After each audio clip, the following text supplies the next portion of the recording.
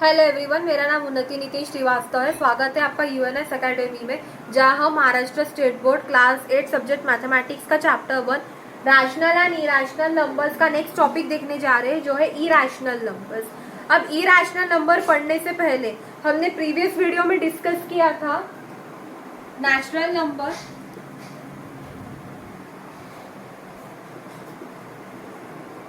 के बारे में डिस्कस किए थे, फिर होल नंबर के बारे में डिस्कस किया था, उसके बाद इंटीजर्स पे डिस्कशन किए थे,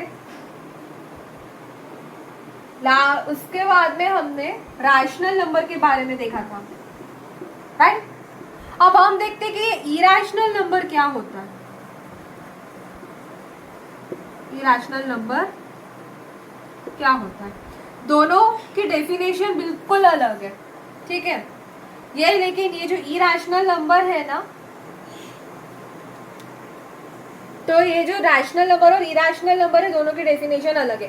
तो इरैशनल नंबर यानी क्या होता है, ऐसे नंबर्स, इरैशनल नंबर यानी ऐसे नंबर्स होते हैं जो p बाई क्यू के फॉर्म में नहीं लिखे जाते। p बाई क्यू के फॉर्म में हम इसे नहीं लिख सकते, उसे हम इरैशनल नंबर बोलते हैं। तो इसे हम लिखते कैसे, तो जो इरैशनल नंबर होता है वो स्पेशली हम इसे रेडिकल फॉर्म में दिखाते हैं, जैसे √2 है, √3 है, √45 है, तो इसे हम ऐसे रेडिकल वे में दिखाते हैं। तो ये जिस टाइप के नंबर्स जो होते हैं ना, ये इरैशनल नंबर्स कहलाते हैं, ठीक है। इसके डेफिनेशन बताती हूँ लिख के, इरैशनल नंबर्स की डेफिनेशन क्या होती है।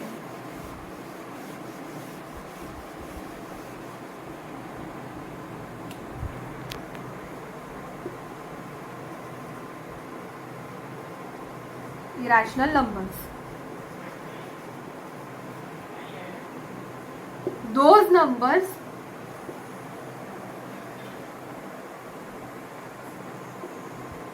which are not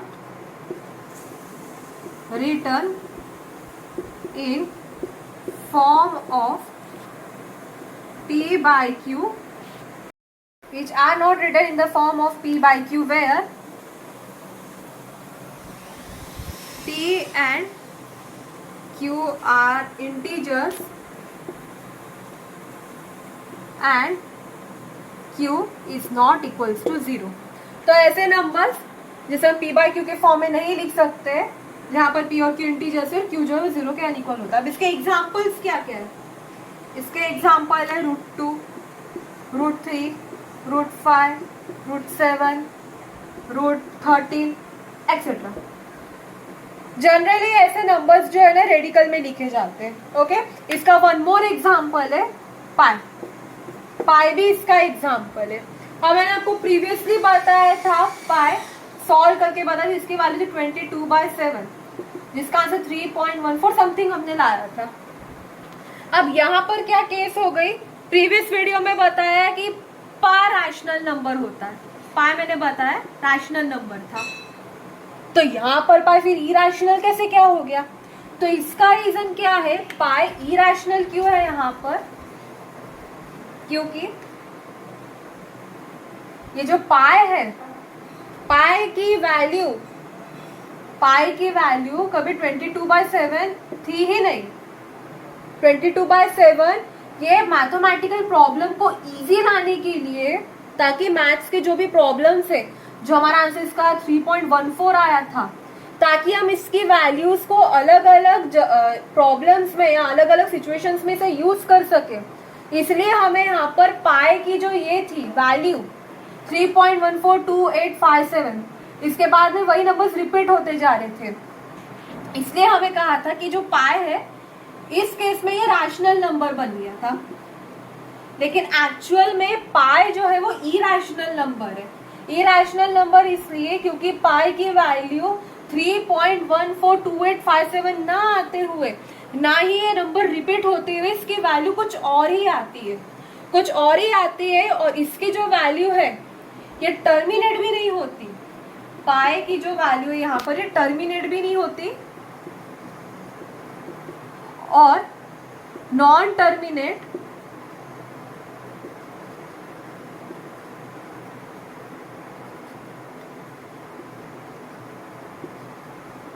रिकर भी नहीं होती, दोनों भी नहीं होती। एक्चुअल केस में पाई इरेशनल इसीलिए क्योंकि टर्मिनेट भी नहीं होती, नॉन टर्मिनेट रिकर भी नहीं होती, मतलब ये रिपीट भी नहीं हो सकती वैल्यू। इसकी जो वैल्यू है ये नॉन रिपीटिंग रहती है, मतलब इसकी वैल्यू 3.14 फिर समथिंग समथिंग समथिंग आता जाएगा, लेकिन ये जो पाई की वैल्यू है ये रिपीट नहीं होंगी। इसलिए मैथमेटिकल प्रॉब्लम में इसका यूज जनरली बहुत होता है, तो थोड़ा इसको इजी बनाने के लिए 3.14 लाया गया, जिसे हम सर्कमफरेंस या और भी कई जगह पर इसे हम यूज करते। लेकिन एक चीज आपको याद रखनी है कि पाई इरेशनल नंबर है, ठीक है। क्या ये भी कह सकते पाई दोनों भी है, रैशनल भी है, कुछ सिचुएशन में इरेशनल भी है। ओके, सो इरेशनल नंबर्स के बारे में यहां तक आपको समझ में आ गया। तो ये जो नॉन टर्मिनेटिंग और नॉन रिकरिंग है, नॉन टर्मिनेटिंग नॉन रिकरिंग, ये दोनों प्रॉपर्टी इरेशनल नंबर में आती है। इसलिए मैं यहाँ एक सेंटेंस ऐड कर देती हूँ, ठीक है। Those number which are return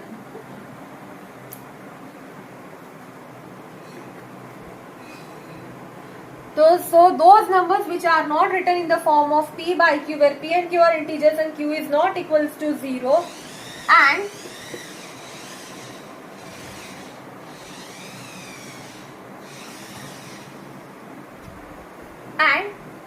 it is non-terminating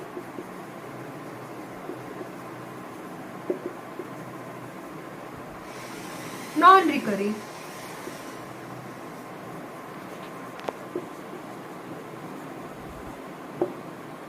known as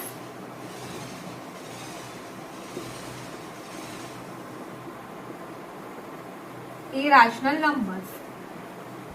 आपको एक ही मेन चीज इसमें याद रखनी है, ये तो डेफिनेशन याद रखनी है, लेकिन ये एक्चुअली में ऐसे नंबर्स होते हैं जो नॉन टर्मिनेटिंग होते हैं और नॉन रिकरिंग होते हैं।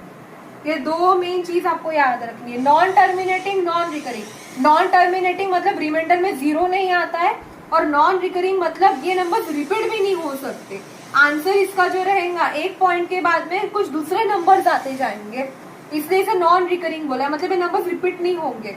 इसलिए इरेशनल नंबर मीन्स ऐसे नंबर्स जो पी बाय क्यू के फॉर्म में हम नहीं लिख सकते और एक नॉन टर्मिनेटिंग नॉन रिकरिंग होते, इसलिए हम इसे इरेशनल नंबर बोलते। अब आपको एक बात बताती हूँ, एक छोटा सा इंपॉर्टेंट सा नोट है।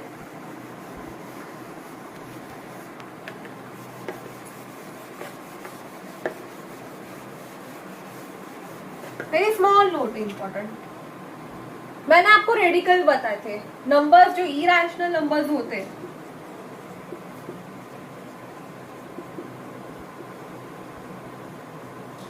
वो ऐसे रेडिकल्स में लिखे जाते हैं। रेडिकल में जैसे मैंने √2 पहले बता दिया, √2 इरेशनल नंबर है, रेडिकल्स में से लिखे जाते हैं। ये √2 को भी हम नंबर लाइन में शो कर सकते हैं। मैंने 0 लिखा है यहाँ, 1 2 3। अब √2 की वैल्यू क्या होती है, √2 is equal to 1.414 and so on. इसकी वैल्यू रिपीट नहीं होती, याद रखना, इसकी वैल्यू डिफरेंट नंबर्स आते जाएंगे एक पॉइंट के बाद में। तो √2 है, तो √2 की वैल्यू जैसे 1.414। अब ये नंबर 1 और 2 के बीच में आता है, लेकिन 1.41, अभी 41 कितना बड़ा हो गया, 4143 3 डिजिट आ गया। हम यहाँ इसे शो कर सकते हैं क्या? पॉसिबल ही नहीं है इसे शो करना, बहुत छोटे छोटे डिस्टेंस बनाने पड़ेंगे, फिर भी ये कवर अप नहीं हो पाएगा, है ना। तो इसमें ये बताया गया है कि ये जो दो नंबर्स, कोई भी दो नंबर ले लो, 1 2 ले लो, 2 3 ले लो, इसमें natural number, whole number, natural number, whole numbers, rational number और इरेशनल नंबर। रैशनल नंबर मतलब जो फ्रैक्शनल फॉर्म में लिखा और जिसे हमने डेसिमल फॉर्म में भी बताया, जैसे मैंने यहाँ पे 1/3 लिखा, 1/3 है ना, तो इसका डेसिमल फॉर्म में कुछ और आंसर आएगा, है ना। तो इसे हम वो फॉर्म में भी लिख सकते हैं। लेकिन अब कैसा है, √2 हमें ये बात मालूम है 1.414 मतलब इन दोनों के बीच में कंफर्मली आएगा, लेकिन हम इसे शो कहाँ करेंगे, कहीं पे भी यहाँ 1.414 आया नहीं, इसे हम कहीं पे भी शो नहीं कर सकते।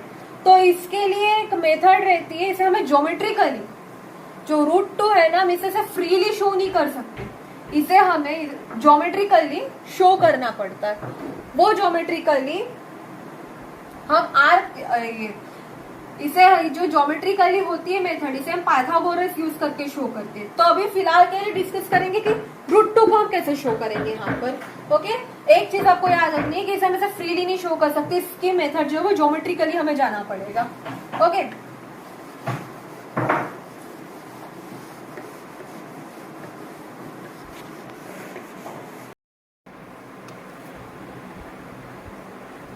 तो जो geometrical representation of irrational numbers और नंबर लाइन होगा, है ना, जिसमें हम √2, √3 इन्हें रिप्रेजेंट करेंगे, तो इसके बारे में हम नेक्स्ट वीडियो में डिस्कस करेंगे कि हम इसे ज्योमेट्रिकली कैसे रिप्रेजेंट करेंगे। सो आई होप आपको इरेशनल नंबर का इंट्रोडक्शन यहाँ तक समझ में आया होगा। अगर आपको ये वीडियो पसंद आया तो प्लीज इसे लाइक करें और मेरे चैनल को सब्सक्राइब करें और जितना हो सके अपने दोस्तों के साथ शेयर करें। Thanks for watching.